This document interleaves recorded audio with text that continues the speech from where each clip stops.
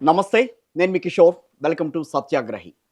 So, ఇవాల్టి మన సత్యాగ్రహిలో ప్రస్తుతం నాతో ఉన్నారు మాజీ ఎంపీ సీతారాం నాయక్ గారు. సో, ఒక్కసారి ఆయన్ని పలకరిద్దాం. ఏంటి జరుగుతోంది? ప్రస్తుతం రాష్ట్రంలో రాజకీయ పరిస్థితి ఏ రకంగా ఉంది? తెలంగాణలో వాళ్ళ కమ్యూనిటీకి సంబంధించి పరిస్థితులేంటి? ఈ అన్ని విషయాలు కూడా మాట్లాడదాం. నమస్తే అండి సీతారాం నాయక్ గారు. నమస్తే. నమస్తే. రాష్ట్రంలో పరిస్థితులేంటి ఇప్పుడు తెలంగాణలో? సార్ రేవంత్ సర్కార్‌ను ఏమని తెచ్చిరనుకుంటారు మీరు ప్రజలు? రేవంత్ సర్కార్ కాంగ్రెస్ ప్రభుత్వం. రేవంత్ సర్కార్ అంటే కాంగ్రెస్ అంతే ప్రభుత్వం. కదా! కాంగ్రెస్ కా కాంగ్రెస్ అంటే కా రేవంత్, రేవంత్ అంటే కాంగ్రెస్ ప్రస్తుతం కాంగ్రెస్. తెలంగాణలో. సార్ 44 సంవత్సరాలు కాంగ్రెస్ ఇది రాష్ట్రాన్ని పరిపాలించింది. అవిభక్త ఆంధ్రప్రదేశ్ తర్వాత ముందు ఓవరాల్‌గా ముందు. ముందు ముందు 44 ఏళ్ళు. 40 ఏళ్ల పాలన. హ్మ్. తెలవదా? ప్రజలకు తెలుసు ఏం చేస్తారేందో. హ్మ్. కానీ విధి లేదు. కక్కలేక మింగలేక అంటారు కదా! హ్మ్. ఈయనేదో చేస్తారు. ఈయనకున్న చరిత్ర ఏంది మీరు చెప్పరాదు. ఈయన తెలంగాణలో ఈయనకున్న పాత్ర ఏంది? ఈయనకంటే ఎంతమంది 40 సంవత్సరాలను త్యాగం చేసినటువంటి సీనియర్స్ అందరూ ఉండగా ఈయన ఎట్లా కొట్టుకొచ్చిండు? ఇక అది ఏం జరిగిందో ఏందో మనకు ఆ పార్టీలో మనకు తెలియదు కానీ ముఖ్యమంత్రి అయింది. హ్మ్. ఏమైంది? 420 పథకాలు, 6 వాగ్దానాలు, 6 హామీలు. హామీలతో పోతే ఆయన ఆశయం ఏముండేది? కేసీఆర్ ఏమైనా పెట్టిపోయిండో లంక బిందెలు అనుకున్నాడు ఈయన. ఓకే. ఆయనే అన్నాడు కదా, లంక బిందెలు ఉన్నాయని, నేను తేడా బిందెలు లేవు, ఏం లేవు, నీ అమ్మ నేను చేస్తున్నాను. నిజంగా కూడా ఫైనాన్షియల్ క్రైసిస్ ఉంది ఓకే. రాష్ట్రంలో. రాష్ట్రంలో. ఎందుకుంది? ఒకవేళ అదే డబుల్ ఇంజన్ సర్కార్ అంటారు కదా, హ్మ్. వీళ్ళ ప్రభుత్వం అక్కడ ఉండేది ఉంటే అది వేరు విషయం. హ్మ్. ఇక్కడ నిధులు వచ్చేది అక్కడ వచ్చేది లేదు. హ్మ్. పోతే పార్టీలో కూడా ఒక రకమైనటువంటి సయోధ్య లేకుండా కొద్దిగా ఇబ్బంది పాలున్నారు. అంటే అంటే దేశంలో ఎక్కడైనా జరుగుతుందో లేదో నాకు తెలియదు కానీ ఇప్పుడు 18 నెలలనే హ్మ్. ఒక వ్యతిరేకత ఎట్లా వచ్చిందంటే అది ఎందుకో ఇప్పటికిప్పుడు ఎలక్షన్ పెట్టినా 10 సీట్లు రావాలి. హ్మ్. ఆ పరిస్థితి ఏర్పడ్డది. బీఆర్ఎస్‌లోంచి బీజేపీలోకి రావడానికి గల కారణం ఏంటి? ప్రత్యేకమైన కారణం ఏమన్నా ఉందా? మీకు మళ్ళీ చెప్తున్నా, మేము పార్టీలు రాజకీయాలు లేవు కదా, ఒక ఆచార్యునిగా అనేక ఒక పని రిటైర్డ్ ప్రొఫెసర్‌గా మీరు. హ్మ్. ప్రొఫెసర్గా ఉన్నటువంటి వాళ్ళు టీఆర్ఎస్ పార్టీ నాకు టికెట్ ఇవ్వడం, నేను గెలవడం అది అదృష్టంగా. నేను పార్లమెంట్లో కూడా నేను నా నా స్థాయిలో ఎక్కడ ఇంత మచ్చ లేకుండా అవును. రామప్పకు వారసత్వ సంపదకు మీరు అందులో అది దీంట్లో వెబ్సైట్లోకి పోయి సీతారాం నాయక్ ఇన్ పార్లమెంట్లో అంటే 42 సార్లు మాట్లాడినా సార్. మొదటి ఏది ఒక్క రామప్ప టెంపుల్ గురించి? లేదు. ఓవరాల్‌గా అన్ని ఎయిర్‌పోర్ట్ పాయింట్లు. కావచ్చు, హ్మ్. కోచ్ ఫ్యాక్టరీ కావచ్చు, జాతీయ రహదారులు కావచ్చు, నా నియోజకవర్గం ట్రైబల్ నియోజకవర్గం. యెస్. ఎక్కువ హక్కులు ఉంటాయి కనుక నేను 42 సార్లు మాట్లాడాను. 120 క్వెషన్స్ వేసిన. అయితే నాకు దాంట్లో ఎన్ని సాకారమైనాయి ఇప్పటికి మీరేసిన ఇప్పటికి మీరు చెప్పిన కోచ్ ఫ్యాక్టరీ కోచ్ వచ్చిందనంటారు. ఫ్యాక్టరీ వచ్చింది. హ్మ్. అంటే కోచ్ ఫ్యాక్టరీ వచ్చిన దానికి మీకు ఒక చిన్న ఇది చెప్పాలి. హ్మ్. కోచ్ ఫ్యాక్టరీ కొరకు మేము మోడీ గారిని అడిగితే నెక్స్ట్ డేనే మమ్మల్ని ఇక్కడ చైర్మన్‌గా చేసినటువంటి యాదవ్ అని ఉంటాడు. హ్మ్. ఆ చైర్మన్ మమ్మల్ని అందరినీ మీటింగ్‌కి రండి, మీరు నిన్న పోయి మోడీ గారికి కంప్లెయింట్ చేసిందాక పోయినాం. మేము పోయినాక ఒక మాట అన్నాడు ఆయన. హ్మ్. పీపీటీ మోడల్‌లో ఎవరు ముందుకు రావడం లేదు, కోచ్ ఫ్యాక్టరీ ఇయ్యం. మరి ఓకే. మరి ఎందుకు మాకు కోపం వచ్చింది. అరే నువ్వు అది ఇయ్యనప్పుడు మమ్మల్ని ఇక్కడ పిలిచి మేము ఉట్టిగా కూర్చున్నాం అనుకుంటున్నాం, మేము పార్లమెంట్ పోవాలి అది ఇది అని గడబడి చేసి లేచినాం. హ్మ్. ఆయన నాకు బాగా తెలిసినాడు. వైట్ పేపర్ పట్టుకొని ఆయనకి వస్తాడు. ఓకే. వచ్చి నాకు అద్దం తిరిగి నాకు సాబ్ టైరో ఎందుకంటే, అరే మీ ముఖ్యమంత్రి చేస్తాడో చేయడో, హ్మ్. నేనైతే నాకున్న పరిచయానికి మీకు శాంక్షన్ చేస్తా, ఓకే. ఉండని ఆడ ఉంటుంది కొద్ది కాలం. అప్పట్లో మళ్ళీ ఏమైనా అవసరం అనుకుంటే కోచ్ ఫ్యాక్టరీ కావచ్చు, ఇంకేదైనా వ్యాగన్ ఫ్యాక్టరీ ఏదైనా అవుతుంది మీ దగ్గర పెట్టుకో అంటే ఏం అడగకుండా వాళ్ళే వెళ్ళిపోయారు మిత్రులు. అప్పుడు హ్మ్. కడియం శ్రీహరి లేడు, ఆయన రాజీనామా చేసిండు ఉన్నాడు. హ్మ్. నేను టప నాతో తెలుగు ఇప్పుడు ఉన్నది సార్ కాగితం ఆడ, అబద్ధం కూడా ఆడవలసిన అవసరం లేదు. హ్మ్. నేను రాసి వాళ్ళకి ఇచ్చిన శాంక్షన్ అయింది. అది శాంక్షన్ అయిన తర్వాత 400 ఎకరాల భూమి ఇవ్వాలి. ఆయన మాకు 5 సంవత్సరాలు అయ్యేదాకా భూమి ఇయ్యడు. అదొకటి. గిరిజన విశ్వవిద్యాలయం ఒకటి. ఈ 2, 3 మీద నేను కొంచెం బాగా పట్టుబట్టిన. రైట్. పిఆర్ఎస్ అని లెజిస్లేటివ్ రీసెర్చ్ సెంటర్ ఉంది ఒకటి. హ్మ్. వాళ్ళు నాకు 393 ర్యాంక్ ఇచ్చింది సార్ కింద నుంచి పైకి. ఓహ్! అఫీషియల్‌గా. అఫీషియల్‌గా పర్ఫార్మెన్స్ 390 పర్ఫార్మెన్స్ దీని మీద. మొదటిసారి 543, 393 ర్యాంక్ ఇచ్చింది. ఇదంతా ఉండంగా టికెట్ ఇయ్యరని ఎవరు అనుకుంటారు సార్, మీరే చెప్పండి. రైట్. ఓకే. కాదు, 3 నెలల ముందు ఎలక్షన్స్ జరిగినప్పుడు కూడా మైబాద్ సభలో కేసీఆర్ గారు 5 లక్షల ఓట్ల మెజార్టీతో నాయక్ గారికి గెలిపియాలి, ఆయనకి ఏంది ఇది సూర్యుడు ధీరుడు అంతా అన్నాడు. మనం ఏమనుకుంటాం ఇస్తారనుకోడు. ఏమున్నది సార్, తీరే సమయం చూసి ఎలక్షన్స్ వచ్చేటప్పటికి నీ పర్ఫార్మెన్స్ ఆడ మంచిగా లేదు హ్మ్. అని టికెట్ ఎవరికి ఇచ్చిండ్రు? పక్కా తెలంగాణ ద్రోహి కుటుంబం అది. మా వాళ్ళే, నాకు రిలేటివ్సే. హ్మ్. కానీ వాళ్ళు ఏనాడు తెలంగాణ తెలియదు, రాలేదే. అటువంటి జగన్‌ను తీసుకురావడానికి ప్రముఖ పాత్ర పెద్ద ఇష్యూ అయింది కదా అప్పట్లో. అవును. మైబాద్‌కు. అవును. మైబాద్ రాళ్ళు, 9 తూటాలు. అవును. అందులో మొదటి స్థానంలో ఉన్న రెడ్డి నాయక్ కూతురికి పిలిచి టికెట్ ఇచ్చేసిండు. నేను ఏం చేయాలి ఇక? ఇచ్చినా నేను రాజకీయాల కొరకు రాలే. నేను అతన్ని మూతి మీదకెళ్ళి తన్నిపోయారు చాలా మంది. కోటాను కోట్ల రూపాయలు, 10 ఆస్తులు, పదులు తీసుకుపోయి తీర సమయానికి తన్ని ఇప్పుడు ఇద్దరు ముగ్గురు కూడా వెళ్ళిపోయారు. నేను అట్లా కూడా 5 ఏళ్ళు పార్టీలో ఉన్నా సార్. పాపం తలగకపోతే ఏం తలుగుతుంది అంటే నాదే కాదండి చాలా మంది ఏడ్చి కూర్చున్నాం. ఏం ఆర్థికంగా సంపాదించుకున్న కాదు, ఏం లేదు. మళ్ళీ 5 సంవత్సరాలు కోదండరామ్ వస్తాడు, నువ్వే పోవాలి డిబేట్కి, ఇంకెవడో వస్తాడు, నువ్వే పోవాలి. ఎక్కడికి ఊరుకోమంటే అక్కడ మీటింగ్లకి ఎక్కడి నుంచి తెస్తాం సార్. ఆర్థికంగా అన్ని రకాలుగా వెనుకబడి ఉన్న వాళ్ళేమేం కదా. అట్లా చేసిండు. లాస్ట్కు నేను బయటికి వెళ్ళలే. భారతీయ జనతా పార్టీ కిషన్ రెడ్డి గారు ఇక్కడ అధ్యక్షులు వారు, కేంద్ర మంత్రి, క్యాబినెట్ మంత్రి, జాతీయ గిరిజన యూనివర్సిటీని, సెంట్రల్ యూనివర్సిటీని ఓపెన్ చేయడానికి చక్కగా వచ్చి నన్ను పిలిచి నాతో టెంకాయ కొట్టించి నేను బీఆర్ఎస్లో ఉన్నాను. కానీ ఇది నీదే, నీ పాత్ర, నీ శ్రమ, ఇది నువ్వు టెంకాయ కొట్టాను, నేను కొట్టాను కొట్టి నా స్టేజ్ మీద 2 నిమిషాలు మాట్లాడి ఇక నేను పోతున్నాను సార్ అంటే పొమ్మన్నాడు. నేను ఇల్లు వచ్చిన గమల సగం మా ఇంటికి టీకి వచ్చి అప్పుడు అనుకున్నా ఏదో నాకు పార్టీలోకి ఇవి ఏం చేయాలి సార్ చెప్పండి. ఆ పరిస్థితిలో నేను ఏం చేయాలి? నేను వెళ్ళిపోయినట్ట, ఆయన వెళ్ళగొట్టినట్ట, అంతే కదా. అవమానం భరించలేక, ఆత్మగౌరవం చంపుకోలేక ఇదంతా ఏందని ఆయన పిలిస్తే ఆయనకు కూడా ఒకటే అన్న, సార్ కిషన్ రెడ్డి గారు నన్ను తీసుకోబోతున్నారు. కానీ ఈ దేశంలో 12 కోట్ల బంజారాలు ఉన్నారు, ఒకే వేష భాష భూషణాలు ఉన్నటువంటి. మొత్తం గిరిజన జనాభా ఏమో 7.5%, వీళ్ళు 12 కోట్ల మంది ఉన్నారు. కానీ మా దురదృష్టం ఏంటంటే భాషకు లిపి లేక, మా ఇతిహాసం చరిత్రగా మారక మా మీద అనేక ఆరోపణలు వస్తున్నాయి. మీరు ఎక్కడ ఏది మాట్లాడినా మీ భాషలో నాకు తెలిసినంత వరకు దేశవ్యాప్తంగా ఒకే భాష కనిపిస్తుంటుందేమో. దేశం కాదు, విదేశాల్లో కూడా. ఇక్కడ నుంచి ఇప్పుడు అమెరికాలో ఉన్నటువంటి అక్కడ స్థిరపడ్డటువంటి ఫోన్ చేస్తే కాయరే ఆచొచ్చిగే, తార్ బేటా ఆచొచ్చే, తార్ బేటీ ఆచగే, కాయి కర్రోచి, కాయి జాత్, ఇగో ఇదే భాష.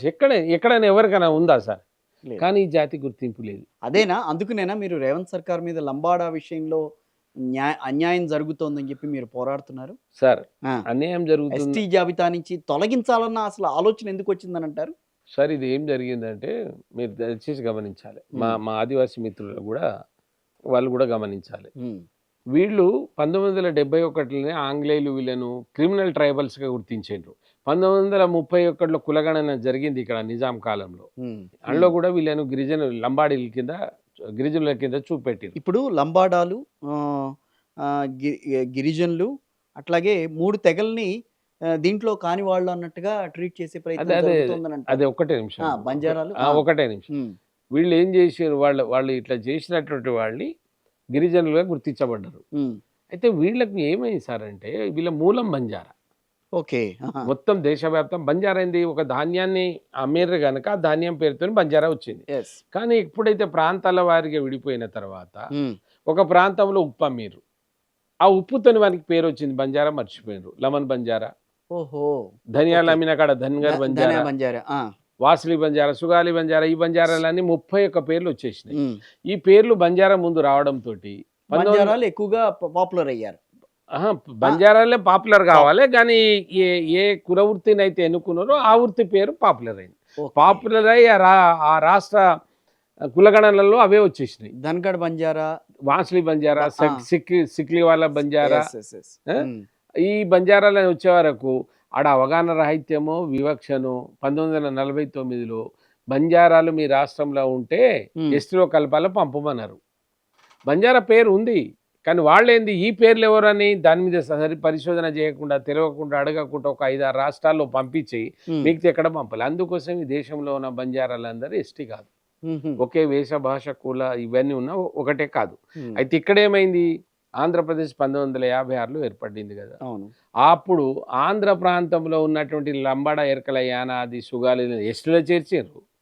తెలంగాణ ఉన్నటువంటి ప్రాంతంలో ఎలకల, యానాది, లంబాడీలను మీ దగ్గర ఈ రాష్ట్రం గతంలో మేము పేరు ప్రపోజ్ చేయలేదని వీళ్ళను బీసీల కింద పెట్టారు. అదో కారణమా? నిజంగానే నిజమే కారణం సార్. అది ఒకటే కాదు, వీళ్ళు ఎవరికి తల ఒక్కరు, ఎవరికి పెట్టరు. ఇప్పుడున్న పరిస్థితిలో ప్రభుత్వంలో ఏం జరుగుతుందో ఆయనకు తెలుసు. రేపు స్థానిక ఎన్నికలు వస్తున్నాయి, అన్యాయాన్ని ప్రశ్నిస్తే ఇదే పరిస్థితి. రేపు స్థానిక ఎన్నికలు వస్తున్నాయి. వీళ్ళని ఏదో నా ఎమ్మెల్యేతో పెడితే కాంగ్రెస్ మళ్ళా లమ్మడోళ్ళంతా పోయి వీని కాళ్ళు పట్టుకుంటారు. అరే వీళ్ళిద్దరే, అరే వాడు కాళ్ళు నీ కాళ్ళు పట్టుడు. ఆ సన్యాసి ఎవ్వడు ఏమి అంటే ఎంటిక కూడా వీకలేదు, ఎందుకంటే రాజ్యాంగంలో ఇచ్చింది, మేము ఉట్టుకున్నామా సార్? కాదండి, ఇక్కడ 3% ఉన్న గిరిజన తెగ ప్రాతినిధ్యాన్ని పెంచటానికి చేసే ప్రయత్నంగా మనం చూడకూడదా దీన్ని? 3% ఎక్కడున్నారు సార్? ఆ. 31 తెగల జనాభా 3%. మీరు అది ఆహా. గమనిస్తలేరు. ఓకే. అందులో ఈయనదెంత? సోమ్ బాబురావుది ఎంత? ఆ. తల్ల వెంకట్రావుది ఇంకో 1-2% ఉంటా ఉండు. అందులో ఉన్న దాంట్లో 1.5% ఆయనది ఉంది. ఈయనది ఎంత సార్? 0.5 లేదు. అయితే ఈయన ఎందుకంటే బంజారాలతోనే రేపు 3442 గ్రామ పంచాయతీలు అయినాయి కదా. ఉమ్. ఆ గ్రామ పంచాయతీలను కైవసం చేసుకోవాలి. ఎందుకంటే ఇవన్నీ లంబాడీల చేతిలో ఉన్నాయి. ఓహో. సో బిడ్డ వీళ్ళందరూ ఎవడో నాయకుడు వచ్చి అయ్యా వాళ్ళిద్దరిని విడ్రా చేయించు, మేము నీకు బానిసలుగా బతుకుతాం, నీకు ఓట్లు వేస్తామని చెప్పాలి. అలా అనుకుంటే మంత్రివర్గ విస్తరణలో వాళ్ళకి చోటు ఇచ్చే ఉండేవాడు కదా ఆయన. ఎవరికి? ఆ, లంబాడీలకి. అది లేదు, ఇప్పుడైందిగా. ఆహా. ఇప్పుడు ఇస్తాడు, రేపు ఇస్తాడు, ఇస్తాడు. రేపు తచ్చుకుంటే ఇస్తాడు. మ్మ్. ఇవ్వకపోతే మా సన్యాసులు దండగ సన్యాసులు అన్నట్టు అందులో ఉన్నోళ్ళు వాళ్ళు ఉంటేనే చస్తేందండి, నాకు అర్థం కాదు. కానీ ఉమ్. జాతిని ఎవడన్నా తీసేయమని రాజ్యాంగబద్ధంగా గుర్తింపబడ్డటువంటి ఒక తెగను తీసేయమని. తీసేయమంటే అది అది చట్టరీత్యా నేరం కాదు సార్. అది Yes, అవును. ముందు ఇద్దరిని ఇప్పుడు మేము వాళ్ళ ఇద్దరి మీద రేపు డీజీపీకి లెటర్ ఇస్తున్నాం, వాళ్ళని అరెస్ట్ చేయండి. ఏ కారణం చేత అంటున్నారు? ఎట్లా అంటావు నువ్వు? బయటకు ఎట్లా అంటావు? కొట్లాడుకో, సుప్రీంకోర్టులో కొట్లాడితే కొట్లాడు, ఉమ్. నీకు దమ్ముదారి. బయట ఈ జాతి వాళ్ళు కాదు ఇది అనడానికి నీకేం హక్కు ఉన్నది? ఉమ్. నేను రేవంత్ రెడ్డి గారిని మళ్ళీ అడుగుతాను, నీకు తెలియకపోతే చట్టాలు నేను చెప్తా, నీకు పాఠాలు చెప్తా. పాఠాలు చెప్పినోనే కదా, అంతేగా. ఒక పాఠాలు lecturer చెప్పిన నేను నీకు కూడా పాఠాలు చెప్తా. ఎందుకు ఇప్పటికే ఎంటికలు బిక్కుంటున్నావు, ఇప్పటికే నీ ప్రభుత్వాన్ని నడవడానికి ఎంటికలు బిక్కుంటే ఇబ్బందిలో ఉన్నావు. నువ్వు బంజారాలతో పెట్టుకుంటే మామూలు ఏమంటారు కదా, వేరాడు యుద్ధవీరులు. బంజారాలకు నాకు టైటిల్ యుద్ధవీరులు సార్. అవును, యుద్ధవీరులు. చరిత్ర ఉంది దాంట్లో. అవును. శివలాల్ లాంటి మహారాజు ఇక్కడ ఉన్నటువంటి ఆ ప్లేసే మాది, అది బంజారా హిల్స్. అందులో మాకు ఓ బంజారాకి ఇల్లు ఉందా? మేమన్నా నీకు సెంటు జాగా అడిగినామా? ఉమ్. ఓ బంజారా భవన్ అని కట్టించిండు. అందులో ఏం జరగాలి సార్? బంజారాల యాక్టివిటీ జరగాలి ప్రతి నిత్యం. కాదంటే కరెంటు పైసలు ఏదో తీసుకు ₹1,00,000 ఇస్తే వాళ్ళకి పోవాలి. ఉమ్. ఎందుకండి బంజారా భవన్ అని పేరు పెట్టుడెందుకు? బంజారాల సంస్కృతి సంప్రదాయాలు, బంజారాల యొక్క అభివృద్ధి కొరకు, బంజారాల జనరేషన్ టు మన సమస్యలన్నీ ఉమ్. దీంట్లోనే మాట్లాడుకోవాలని శివాలాలు పెడితేవి. దాన్ని ఇప్పుడు నువ్వు వేరే వాళ్లకు అద్దెకి ఇస్తున్నాడు 1,00,000, 3,00,000. ఏమండి అది? ఏం చేస్తున్నారు ప్రభుత్వం? ఉమ్. ఏ విషయంలో చేస్తున్నావు? లగచర్ల భూములకు అట్లా అడ్డుపడ్డారని రేపు నీకు కావాలనేటువంటి ఒక కుట్రలో భాగమే ఇది సార్. మంత్రి ఎందుకు ఇస్తాడు సార్? మంత్రి ఇస్తే ఆయనకు వచ్చే లాభం ఏమున్నది?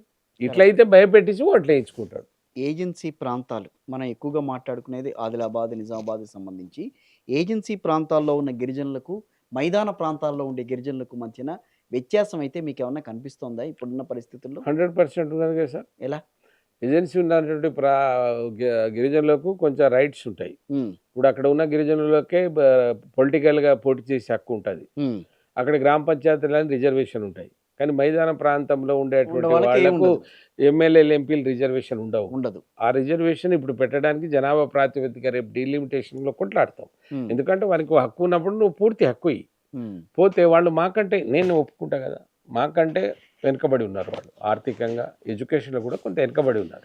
శాతం తక్కువన్నది ఎంత ఉన్నదో అంతా నువ్వు చేసుకోగలుగుతున్నావు, చేసుకో. నేనేమంటున్నా అటువంటి వాళ్ళకు ప్రిమిటివ్ టైవ్ అని వాళ్ళని పెట్టిన గుత్తికోయలు. ఇక్కడ గుత్తికోయలు ఇక్కడ లేదు, కారు. వాళ్ళు వచ్చిన వాళ్ళు కూడా ఎస్టీలు కాలేదు. ప్రిమిటివ్ ట్రైబల్స్ అని వాళ్లకు ప్రత్యేకమైనటువంటి ఒక ప్రివిలేజ్ ఉంది కదా.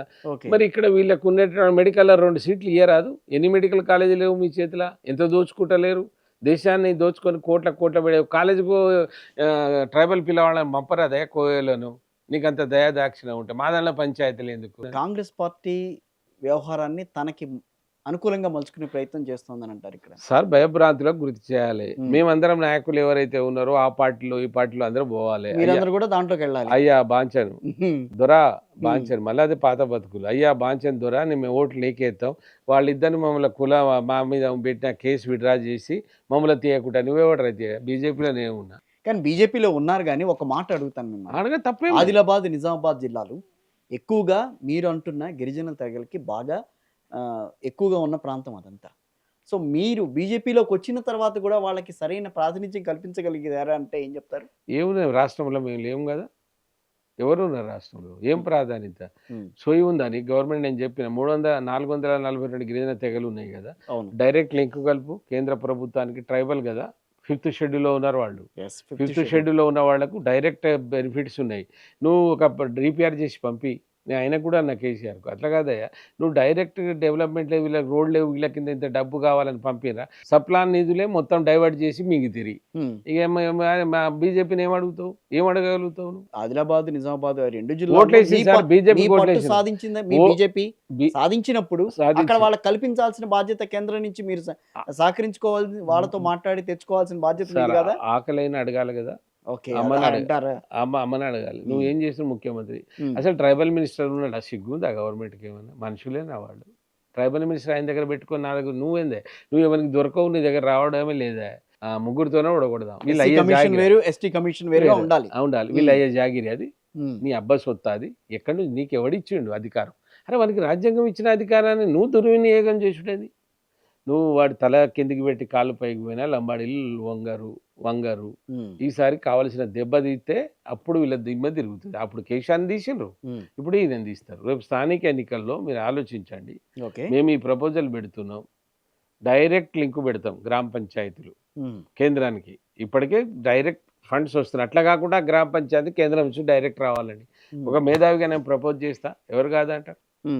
కానీ మా జాతికి వాళ్ళకు కూడా అంటున్నా, జాతి లేకుంటే మనం కూడా ఎవరికి పుట్టిరేమనేది ఇప్పుడు అలాంటి సమస్య ప్రయత్నం జరుగుతున్నప్పుడు కాంగ్రెస్ ఉన్నోళ్ళు కానీ బయట ఎవరైనా కానీ ఎందుకు మీ వాయిస్ వస్తలేదు? రైట్, సీతారాం నాయక్ ఒకటే పుట్టిండ బంజారా, అంతేగా, ఎందుకు వస్తుంది మీ వాయిస్? ఎందుకు బయటకు వస్తలేదు? ఎందుకు దాచుకుంటారు? మనం ఏం తప్పు చేస్తలేం. మన కోయ మిత్రులతో మనకు పంచాయతే లేదు. Right, correct. వాళ్ళని మనం ఏమి అంటలేము. తీసేయమని వాళ్ళ ఒక కులాన్నన్నా కూడా నేను ఇప్పటివరకు బయట పెట్టలే. ఇయ్యాల పెట్టిన రాజకీయ అస్తిత్వం కోసం మరి వాళ్ళు కూడా పోరాడుతున్నారేమో. దేని రాజకీయ అస్తిత్వం ఇప్పుడు మాకంటే ఎక్కువ ఉన్నది కదా సార్. మళ్ళీ నువ్వు 3% ఉంటే 5 ఎమ్మెల్యేలు మంత్రి ఉన్నావు. ఆ 3% నువ్వు ఒక్కరివే కాదు కదా, 30 ఎరకల ఉన్నారు. మరి ఎరకలకి ఎందుకు 3 లక్షల జనాభా ఉన్నారు వాళ్ళు, నువ్వే ఉన్నావు కాదు కదా. మరి అది అస్తిత్వం నీకున్నది కానీ వాళ్ళకి అందరికి లేదు. 31 తెగలకు లేదా? అవును, మరి నీకు అట్లా ఉండదు ఉంటే అందరికీ. ఒకటి, మీరు ఒక సందర్భంలో చదువు రాని వాళ్ళు రాజకీయాలు శాసిస్తున్నారన్నారు. మీలాంటి విద్యావంతులు కూడా ఉన్నారు కదా మీ తెగలో. మరి వాళ్ళు ఎందుకు రాలేకపోతున్నారు? అది ఎందుకు ఎక్కడ వచ్చిందో కానీ నేను ఆ సందర్భం ఎప్పుడు మనిషికి చదువే అవసరం లేదు కదా. లేదా మనిషికి రాజకీయాల్లో కావాలా వద్దా? రాజకీయాలకు కానీ ఇప్పుడు రాజకీయాలలో రాజ్యాంగమే పెట్టలే. మీరు పెడితే ఎక్కడి నుంచి వస్తుంది చదువు? అరే 10th క్లాస్ పాస్ కావాలి ఆ పిల్లవాడికి, ఇక్కడ కెమెరా నేర్చుకోవాలని టెక్నిక్ అని సర్టిఫికెట్లు అంత తలకాయ అని మనం మెదడు తిని నచ్చితే తీసుకుంటావు, లేకుంటే వెళ్ళగొడతావు. కానీ ఇక్కడ ఎంపీ ఎమ్మెల్యే లేటోడు వాడు ఏం వద్దు, 10 రేపులు చేసినా 10 కేసులు ఉన్నా వాడిని తీసుకుంటారంటే రాజ్యాంగం తప్పు పట్టవలసి వస్తుందిగా. కరెక్టే కదా. అదే చెప్పిన నేను రాజ్యాంగాన్ని చదువురాని వాళ్ళు కాదు, దద్దమ్మలు సన్యాసులు కూడా వచ్చి వాళ్ళ కూర్చుంటే మనం ఏం చేస్తాం సార్? ఉండాలి కదా, ఎందుకు ఉండకూడదు క్వాలిఫికేషన్? అనర్హత పిటిషన్ సుప్రీంకోర్టు ఈ రోజున ఒక సూచన అయితే చేసింది. ఎందుకంటే ఎవరైతే 10 మంది ఉన్నారో వాళ్ళ మీద అనర్హత వేటు వేయాలంటే స్పీకర్ నిర్ణయం తీసుకోవాలి. తొందరగా తీసుకుంటారా లేకపోతే మమ్మల్ని తీసుకోమంటారా అన్న ఆలోచన అయితే చేసింది. ఏం చెప్తారా? మమ్మల్ని తీసుకోమన్నారు కూడా అనలే, ఒకప్పుడు అన్నారు. అవును, కానీ ఇప్పుడు ఆ మాట అంటలేడు ఆయన. 3 నెలల్లో తీసుకోండి, ఎన్ని రోజులు దాన్ని జరుపుతారు. అనర్హత వేటు వేస్తారా? వేయరు. సుప్రీంకోర్టు వేయడానికి వీల్లేదండి. ఎట్లా ఇస్తుంది? రాజ్యాంగబద్ధంగా వచ్చినటువంటి స్పీకర్ ఆడు ఉన్నాడు. మరి స్పీకర్కు నీకు గౌరవం, నీ కుర్చీలో నువ్వు న్యాయం చేస్తున్నావా? అదే ఎవరు ఆలోచించాలి? అరే ప్రజలు నన్ను కాంగ్రెస్ పార్టీని నచ్చి నీకు ఏదో నీ గుర్తు మీద వేసిండు, బీజేపీని గుర్చి నన్ను వేసిండు, అందరి నోట్లో మట్టి కొట్టి పార్టీ మారిపోతే అది ఎవరు చేయాలని ఏమైంది? బీజేపీ ఒక స్టాండ్ తీసుకుంటుందా, లేదు మనకెందుకు లే వ్యవహారం ఇప్పుడు బీజేపీను సుప్రీం కోర్టుకు సంబంధం లేదు. ఆఫ్ కోర్స్ దీనికి ఒకటే సుప్రీం కోర్టు, దీనికి ఒకటే న్యాయస్థానం. నాతో ఓటేసి గెలిచినోడు నా కాన్స్టిట్యూన్సీ ఇక దంచాలంటే తెలంగాణలో దంచినాం కదా అప్పుడు. అవును, అరే ఉన్నది చెప్తున్నా నేను. మాతో ఓట్లు వేయించుకొని నువ్వు అటు పోతే నేను ఎట్లా పోతారా ఆ పార్టీలో? కానీ వాడు దంచాలి. ఆ దంచుడే సుప్రీం కోర్టు ఆర్డర్ ఇవ్వాలి. మరి అంతకంటే ఇస్తుందా అట్లాంటి? అటువంటిది వాళ్ళు ఎందుకు ఇస్తారండి? సుప్రీంకోర్టు ఎవరు ఇయ్యరు. నేను కూడా ఏదో సార్ ఇది రావణ కాష్టంలా కాలుతూనే ఉంటది. అయ్యో, అయితే నేనేమనుకుంటున్నా అంటే ఎవరైతే ఖచ్చితంగా రేవంత్ రెడ్డితోని కాంగ్రెస్ ఖండవ కప్పుకున్నారో వాళ్ళు డిస్క్వాలిఫై అవుతారేమో అనేది. చెయ్యకపోతే సుప్రీంకోర్టు ఒక ఆదేశాలను వీళ్ళు ధిక్కరించినట్టు. ఓహో, అప్పుడు దానికి ఏమైనా తీసుకొస్తారు. మ్మ్. అంతవరకు ఏం చేయరు. మ్మ్. ఎవడో నేను సపోర్ట్ చేస్తున్నా అని తప్పించుకున్నారు ఇప్పుడు కొందరు. నేను పోయినా ఉట్టికి కలిసినా కానీ నేను కడవ కప్పుకున్నా అన్నాడు. సాక్ష్యం కావాలి కదా. తెలంగాణకి కేంద్రం నుంచి నిజంగా నిధులు అందుతున్నాయా? కేంద్రం తెలంగాణ అడిగినట్టుగా కేంద్రం సహాయం చేస్తోందా అంటే ఏం చెప్తారు? సార్ ఇప్పటి వరకు మొన్ననే ఒక బుక్లెట్ తయారైంది. దీన్ని 44 సంవత్సరాలు కాంగ్రెస్ పార్టీ పరిపాలించేది ఇప్పుడు 1.5 year అయినాయి. అవును. ఉత్తర తెలంగాణ కాంగ్రెస్ ఇచ్చిందేందో అడిగే ముందు వాళ్ళు చెప్పాలి. ఏం ప్రాజెక్ట్స్ ఇచ్చింది, ఇప్పుడేం ప్రాజెక్ట్స్ వచ్చినాయి. ఓకే. 3 ఎయిర్పోర్ట్లు లైన్లో ఉన్నాయి, ల్యాండ్ ఇస్తలేవు, నిధులు ఇస్తలేవని బదనాం చేసే ముందు ఆ డిపిఆర్ మాకు ఇవ్వను, ఇగో ఈ ల్యాండ్ ఇచ్చినామని మేము రేపు తీసుకొస్తాం.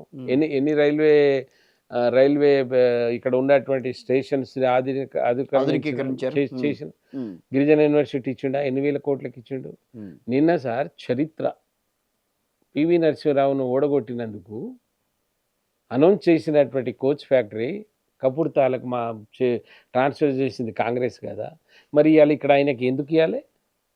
మోడీ గారు కోచ్ ఫ్యాక్టరీ ఎందుకు ఇవ్వాలి, గిరిజన విశ్వవిద్యాలయం ఎందుకు ఇవ్వాలి, పాస్పోర్ట్ ఎందుకు ఇవ్వాలి, ఇక్కడ ఉన్నటువంటి రైల్వే స్టేషన్స్ ఆధునీకరణ ఎందుకు చేయాలి? నేషనల్ దేశవ్యాప్తంగా చేస్తున్నారు అది. 381 స్టేషన్స్, ఇక్కడ కూడా ఒక స్టేషన్, అది కూడా 301 స్టేషన్ నేను ఎందుకు చేయాలి? నా ప్రభుత్వం ఉన్న దగ్గర చేసుకుంటా, మళ్ళీ గెలవాలని ఆశ ఉన్నట్టు నేను చేసుకుంటా. ఇక్కడ ప్రభుత్వంలోకి రావాలన్న ఆలోచన, ప్రభుత్వం రావాలని ఆలోచన ఉన్నదా? 22 రాష్ట్రాల్లో ఉన్నా ఆల్రెడీ. నీ రాష్ట్రంలో రావాలని నేను నీకు కావాల్సింది ఇస్తున్నా. నీకు ప్రజలు ఆస్వాదించినప్పుడు అది మీరు అట్లా అని అనుకుంటే నేను ఇంకో రకంగా భావించవచ్చు. రేవంత్ సర్కార్ మీరు కావాలని చేదోడు వాదోడుగా నిలుస్తున్నారేమో ఇక్కడ బీఆర్ఎస్ ని రానికుండా చేయడానికి. ఇక బీఆర్ఎస్ ఎక్కడిది? బీఆర్ఎస్ అది ఏమో సమితి అయిందని చెప్తే కదా, టీఆర్ఎస్ ఏదో సమితి అయిపోయేది. ఇక కాంగ్రెస్ ను బీజేపీ అనడానికి కలిసే అవకాశం ఉందా మీరే చెప్పండి? లేదు. ఎందుకు సైద్ధాంతికంగా కలవకపోవచ్చు. ఏ దాంతిక కూడా ఈ రెండిటి పని అయిపోయింది. రేపు రాబోయేది బీజేపీ, ఎందుకంటే డబుల్ ఇంజన్ సర్కార్ అనేది వాళ్ళకు కూడా తెలిసిపోయింది. కేంద్రంలో కేంద్రంలో ఉన్న ప్రభుత్వాన్ని ఎడగెలిపిస్తే ఇక్కడ రాష్ట్రం బాగుపడుతుంది, అదర్ కేంద్రం నుంచి నిధులు తెచ్చుకోవచ్చు అనేది ఇప్పుడు రేవంత్ రెడ్డి ప్రభుత్వాన్ని బట్టి ప్రజలకు కావలసినటువంటి ఒక సెన్స్ ఏదో వాళ్ళలో పెరిగింది కనుక అటువంటి తప్పులు వాళ్ళు చెయ్యరు. యూరియా కొరత వచ్చినప్పుడు కేంద్రం స్పందించట్లేదు అని అంటే ఒక పక్కనేమో రాష్ట్ర అధ్యక్షుడేమో లేదు యూరియా మేము చాలా ఇచ్చామని చెప్పి ఇక్కడ చెప్తారు. ఇప్పుడు వాళ్ళ దగ్గర ఉన్నటువంటి కొన్ని బేసిక్ విషయాలు ఇవన్నీ కూడా మనం మాట్లాడుకుంటాం. తుమ్మల నాగేశ్వరరావు మాట్లాడాలి, కాగితం బయట పెట్టమని నేను వచ్చినాయి. 12 లక్షల మెట్రిక్ టన్నుల యూరియా ఇప్పటి వరకు సరఫరా చేసిండు. 9 లక్షల మెట్రిక్ టన్నుల యూరియానే తెలంగాణకు అవసరం. మరి మిగతా 3 లక్షల టన్నులు ఏం చేసారు? బ్లాక్ మెయిల్ చేసారు. ఎక్కడ పెట్టారు? ఎందుకు బయట పెడతలేరు? ఎందుకు చెప్తలేడు? ఆయన కాగితం చూపెట్టాలి సార్. ఉట్టిగా అక్కడ కూర్చుంటే ఒరిగితే కాదు కదా. ఇగో కేంద్ర ప్రభుత్వం మాకు ఇదే ఇచ్చింది అని ఒక కాగితం ఉండదా సార్? వచ్చేదైతే ఉట్టిగా ఉండదు కదండి. అక్కడ నుంచి వచ్చేదైతే ఉట్టిగా ఉండదు కదా. ఆ ధైర్యం ఎందుకు లేదు? ఆ ధైర్యం మీకు ఎందుకు లేదు? యూరియా చేసి బదనాం ఎందుకు? కాంగ్రెస్ పార్టీకి అలవాటు ఏంటంటే ఆ చెప్పులు పెట్టుకోవడం, తువాళ్ళు పట్టుకోవడం, పొద్దున లైన్ ఉంటుంది చూసినా మీరు. అప్పుడు అట్లా లైన్ పెట్టే గంగల కలిసింది అది. ఇప్పుడు మళ్ళీ అదే లైన్ మొదలు పెడతారు. ఈ మధ్య రాజకీయాల్లో ఎక్కువగా ఒకళ్ళ మీద ఒకళ్ళు విమర్శలు చేసుకునే మనస్తత్వాలు, చాలా తిట్టుకునే మనస్తత్వాలు కూడా బాగా పెరుగుతున్నాయి. దానికి కారణం బీజేపీనా, కాంగ్రెస్ పార్టీనా, బీఆర్ఎస్? ఏం చెప్తారు దాంట్లో?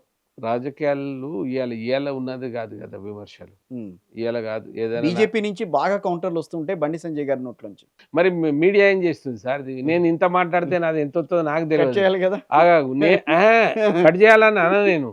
నేను ఇప్పుడు పుసుక్కున్న బూత్ మాట అన్నాను అనుకో, దాన్నే హెడ్డింగ్ పెట్టి పెట్టేస్తారు. అవును, అందుకోసం ఇక మన మీడియాలో వస్తలేదని అంటారు. వీళ్ళు ఎందుకు అంటారు? నిజంగా కూడా చదువుకున్న వాళ్ళు, మనలాంటి వాళ్ళు ఆదర్శం కావాలి రాజకీయాలకు. అడిగింది మిమ్మల్ని, ఆదర్శంగా కావాలి. ఇటువంటి బూత్ మాటలు ఏదో మాట్లాడి ఏదో నేను హైలైట్ కావాలి, బయటకు రావాలనేది, బయటకు వస్తేంది రాకుంటుంది భాష మాట్లాడి. కానీ బీజేపీ నుంచి ఒక సైద్ధాంతిక పరంగా చాలా స్ట్రాంగ్ గా ఉన్న ఒక పార్టీలో ఉన్న పెద్దల దగ్గర నుంచి అలాంటి పదాలు రావడమే రాకూడదు. ఎవరి దగ్గరైనా రాకూడదు. ఎటువంటి అయినా ఆ బూత్ పదాలు, బూత్ మాటలు రాకూడదు. అంటే రాష్ట్ర ముఖ్యమంత్రి మాట్లాడుతున్నాడు కాదండి. ఇక మాట్లాడినప్పుడు మాట్లాడాడు కదా, ఆయన మాట్లాడడానికి కాదు, ఆయన కౌంటర్ చేయాలి కదా. కౌంటర్ ఎవరో ఒక అధ్యక్షుడో లేదా పార్టీలో ఉన్నటువంటి ఇంకోడు అతన్ని కౌంటర్ చేయవలసి వస్తుంది. అరే వీడిని నన్ను సన్యాసేస్తాడు, వీడు దాంట్లో పట్టుబడ్డాడు కదా, నోట్లో పట్టుబడ్డాడు, అదైంది ఇదైంది అని అనవలసి వస్తుంది. వీడు వాడు అనవలసి వస్తుంది. అప్పుడు అసలు ఏంది సార్? రాష్ట్ర ముఖ్యమంత్రి గెలిచిండు, రాష్ట్రానికి ముఖ్యమంత్రి, నాకు ముఖ్యమంత్రి, రైట్. నాకు ముఖ్యమంత్రి. ఎస్, అంతే కదా. ఆ గురుతరమైనటువంటి బాధ్యత ఆయన గుర్తించి నోరు జాగ్రత్త పెట్టుకోవాలి. పెట్టుకుంటాడా? ఉమ్. ఏందో స్టేజ్‌లో ఎక్కితే ఎప్పుడప్పుడు తిట్టి కేసీఆర్‌ని తిడితేనే నేను గెలిచాను అనుకుంటాడు. తప్పది. సరే, కాంగ్రెస్ పార్టీ గురించి మనం మాట్లాడుకుంటూనే ఉన్నాం.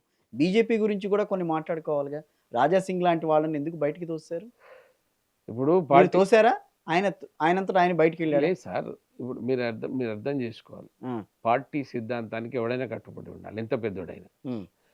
పార్టీకి వ్యతిరేకంగా పార్టీ సిద్ధాంతం తీసుకుంటే వాడు సన్యాసి, వీడు సన్యాసి, వాడు దొంగ. అదే అంటున్నాను సార్. మీరు ఇప్పుడు అధ్యక్షుడు, పాత అధ్యక్షుడి దగ్గర మాట్లాడితేనేమో అది కరెక్ట్. ఆయన రేవంత్ ఒక మాట మాట్లాడి మీరు ఈయన కూడా దానికి కౌంటర్ ఇస్తే వాళ్ళిద్దరు మాట్లాడుకున్నది కరెక్ట్. అదే ఇంకో వ్యక్తి మాట్లాడితే అది తప్పని మాట్లాడుతున్నారు కదా.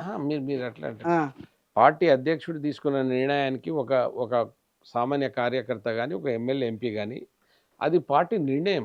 అది కరెక్టే. సమిష్టంగా పార్టీ తీసుకున్న నిర్ణయం. దాన్ని నువ్వు వ్యతిరేకించినావు అనుకో, మరి ఇక పార్టీకి ఉండే నిబద్ధత ఏముంటది? రేపు ఇంకోటి అంటాడు. పార్టీలో క్రమశిక్షణ ఎక్కడిది? కనుక పార్టీ అది జాతీయ పార్టీ సార్. జనరల్ గా బీజేపీలో కొంత సిద్ధాంతం ఉంది, మీకు తెలుసు. ఇక ఆయన ఏం మాట్లాడినో కూడా మీకు తెలుసు.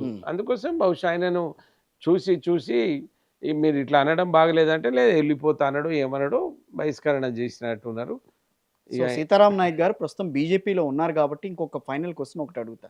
సో మీరు మీ వర్గానికి సమ ప్రాధాన్యం, అట్లాగే నిజంగా మీకు ఒక గుర్తింపు తీసుకొచ్చే ప్రయత్నం చేయబోతున్నారా రాబోయే రోజుల్లో అంటే ఏం చెప్తారు? ఎస్, హతిరాం బావాజీ బంజారా బిడ్డ. ఇన్ని రోజులు ఎన్నో అవంతాలు ఉండే. వారికి ఉన్నటువంటి ఆస్తులు ఆ దేవాలయానికి, హతిరాం మట్టికి చైర్మన్ చేయాలని గత ప్రభుత్వమే లెటర్ ఇచ్చింది. ఆ లెటర్ పట్టుకొని తిరుగుతున్నా నేను, ఉట్టిగేం తిరుగుతలేను. కనుక దాన్ని రేపు హతిరాం బావా మఠానికి బంజారా బిడ్డనే చైర్మన్ చేయాలి. ఎందుకంటే ఆ సంస్కృతి సంప్రదాయాలు కొనసాగాలంటే వెంకటేశ్వర స్వామిని గౌరవిస్తూ వెంకటేశ్వర స్వామి భక్తులుగా మేము అదే పని చేస్తాం. ఒకటి. రెండవది, శివలాల్ జయంతికి మొన్న 5 ఎంపీలను తీసుకుపోయి నా ప్రయత్నం చేసిన అది త్వరలోనే త్వరలోనే ఫలిస్తుంది అనేది నా ఆశయం ఉంది. పోతే ఈ దేశంలో చాలా మంది గిరిజనులు, లంబాడీలే కాదు, అర్హులైనటువంటి గిరిజన జాబితాలో చేర్చలేదు. దాన్ని కూడా నేను ప్రభుత్వం ముందు పెట్టి చేస్తా. అయితే ఒక గిరిజనులకనే కాదు, నేను చేసిన పార్లమెంట్లో మాట్లాడిన 42 సార్లు కావచ్చు, 120 క్వశ్చన్లు రామప్ప గిరిజనులకు సంబంధించిందా? మీరే చెప్పండి.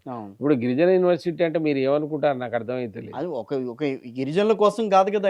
ఎంత మోసం చేసి అది కాదు సార్. అందరూ మోసం చేసినట్టే. 1994లో ఇందిరాగాంధీ గారు ఆమె పేరు పెట్టుకున్నది ఇందిరాగాంధీ నేషనల్ ట్రైబల్ యూనివర్సిటీ అని పెట్టుకున్నారు. గిరిజనులకు చదువుకోవడానికి 7.5% ఇస్తారు సార్. అది జనరల్ దాంట్లో కూడా ఉన్నది కదా. సిగ్గు శరం కనీసం మేము ఏమయ్యా, వీళ్ళు మనుషులా కాదా? వాళ్ళని అంతా బురుడి కొట్టిస్తారు. 7.5% ఏంటి సార్? ఎంత అన్యాయం అది. ఇప్పుడు మన కాకతీయాల, ఉస్మానియాల అంతటా 7.5%. మరి నువ్వు ట్రైబల్ యూనివర్సిటీ పెట్టి పేరేంటి? ప్రత్యేకంగా వాళ్ళ కోసం అని చెప్పి ఇటువంటి ఏమున్నాయో వాటిని ఎదిరిస్తూనే మా పార్టీలో కూడా నేను ఆశపడి నాకు అది కావాలి ఇది కావాలని లొంగి పనిచేసే తత్వం నాది కాదు. బీజేపీలో నేను ఉన్న రోజులు నేను ఎటువంటి పని చేయను. నా జాతి గౌరవం, సమాజ గౌరవం, ఈ ప్రాంతానికి ఏం రావాలో వాటి కొరకు నేను పోరాడుతూనే ఉంటా. నాకేమి పెద్దగా ఎవరితో తల వంచుకొని బతికే అవసరం లేదు. రేవంత్ సర్కార్కి బీజేపీ వెన్నుదన్నుగా నిలుస్తోందన్న మాటలు ఎందుకు వస్తున్నాయి? మీరు ఒక సీనియర్ పొలిటీషియన్గా ఒక మాట చెప్పండి. ఇప్పుడు అట్లా వెన్నుదన్నుగా నిల్చుంటే మేము పుష్కలంగా ఫండ్స్ ఇవ్వాలి. ఇప్పుడు డోల్ డ్రమ్స్లో ఉన్నాడు ఆయన, డబ్బులు లేక. మేము మాటలు ఎందుకు వస్తున్నాయి సార్? ఇప్పుడు సాధారణంగా ఏంటంటే బీఆర్ఎస్కి ఇప్పుడు ఏముంది, నువ్వు ఆ కేటీఆర్కు నోరు ఉన్నది, అందుకని బీఆర్ఎస్ ని కలుపుకుందాం అని అనుకుంటున్నట్టు కదా బీజేపీ వాళ్ళు. ఎప్పుడు ఇటువంటిది బీజేపీ పార్టీ నోటే ఎన్నడ రాలేదు సార్. వాళ్ళు మాట్లాడినట్టు సీఎం రమేష్ గారు మాట్లాడుతున్నారు, వాళ్ళు మధ్యవర్తులు చేసినామంటున్నారు. అట్లా చేసేది ఉంటే మరి కలుపుకునే వాళ్ళేమే కదా అప్పుడే. అది మొన్న ఎన్నికల్లో కావాలని బీఆర్ఎస్ ని వద్దని అన్నట్టు కదా. మన ఎమ్మెల్సీ ఎన్నికల్లో పోటీ చేయొద్దని చెప్పారు కదా మీరు. ఎవరిని? బీజేపీ వాళ్ళు. ఎవరిని? బీఆర్ఎస్. అదే అభ్యర్థి లేడు ఆయన కంటే పాపం ఆయన పరిశ్రమలో ఆయన ఉంటే బీజేపీ చేసిందంటారు. వాళ్ళు ఎందుకు పోటీ చేయలేదు మరి? బీఆర్ఎస్ లేరు, వాళ్ళకి అభ్యర్థి లేడు. వాళ్ళకి కొంచెం ఇన్నాళ్ళ చరిత్ర ఉన్న బీఆర్ఎస్ కి మీరు అభ్యర్థి లేరు అని అంటే ఎట్లా? తెలంగాణలో పుట్టింది పార్టీ అది సారు కారు 16 అని మా లాంటి వాళ్ళని తొక్కిరు కదా, ఒక్క ఎంపీ అయినా గెలిచిండా?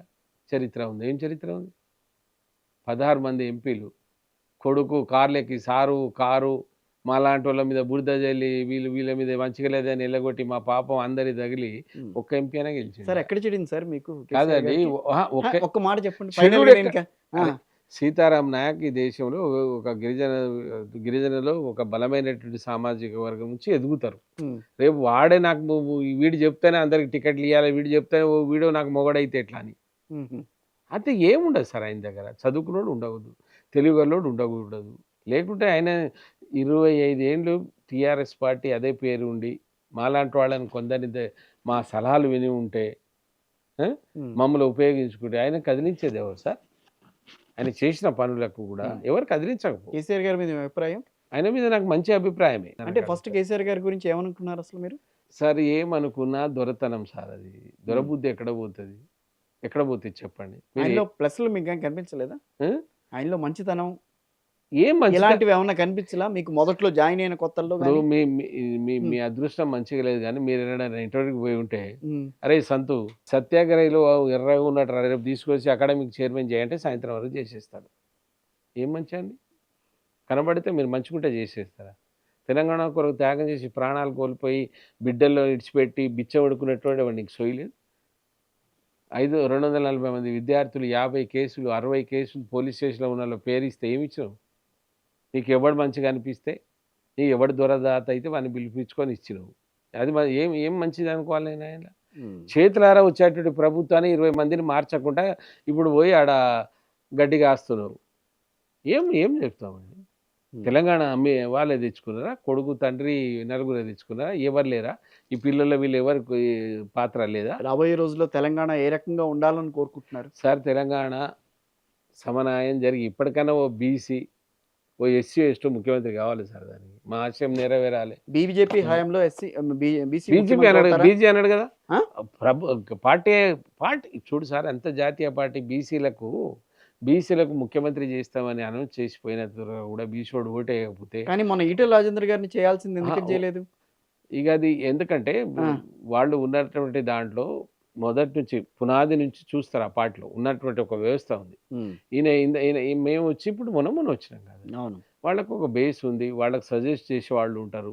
ఒకటేసారి ఇటువంటి వాళ్ళని పెడితే అండ్ల ఏమైనా ఇప్పుడు వచ్చిన దాంట్లో ఇబ్బంది అవుతుందని ఆ పునాది నుంచి ఉన్నటువంటి వ్యక్తి, ఆ పార్టీకే కట్టుబడి ఉన్నటువంటి ఒక మంచి కోవిదుడు ఆయన న్యాయవాది, ఓ మంచి వ్యక్తినే పెట్టాం. పర్వేం లేదు. బీసీలకి ఎస్సీ ఎస్టీలకి బీజేపీలో న్యాయం జరుగుతుందా అని అంటే జరుగుతుంది కదా సార్. ఎందుకు జరగదు? రేపు ముఖ్యమంత్రి ఇస్తానన్నప్పుడు మళ్ళీ న్యాయం జరగకపోవడం ఏంది? బీసీ ఆయన ఈటెల రాజేందర్ గారు అవుతారని అనుకుంటే ఆయన పక్క దోసేసేసి ఎట్లా 3.5 సంవత్సరాలు ఉంది. ఇంకా 3.5 సంవత్సరాలు ఎలక్షన్స్ ఉన్నాయి. ఎవరి తలరాత ఎట్లా ఉంటుందో, ఎవరేం మాట్లాడతారో. సీతారాం నాయక్ నా ఆశయం నిలబడాలి. బీజేపీలో ఏమన్నా ఆశయంతో వచ్చారా పార్టీలోకి? సార్ వాళ్ళు ఇస్తే ముందుబడి పనిచేస్తాం. రైట్. వాళ్ళకు తెలంగాణలో బీజేపీ పార్టీ నిలబడే శక్తి సామర్థ్యాలు ఈ జాతి బిడ్డకు ఉన్నాయి. నాకంత పెద్ద జాతి ఉంది. వాని ఆశయాలు అని ఎప్పటి నుంచో నిరాశతో ఉన్నటువంటి జాతికి ఒక 2-3 పనులు చేయమని అడుగుతున్నా. మీరు చేయండి, నాకేమి ఇవ్వద్దు, నాకేమి ఇవ్వకండి, అవసరం లేదు, నేను తిరిగి పని చేస్తా అంటున్నా. రైట్. లేదు ఈయనకి ఏదైనా ఒక తలపాక పెడతాం ఇంకా పని చేస్తానంటే పెట్టు, అట్లా కూడా పని చేస్తాం. థ్యాంక్ యూ వెరీ మచ్ అండి సీతారాం నాయక్ గారు. Thank you.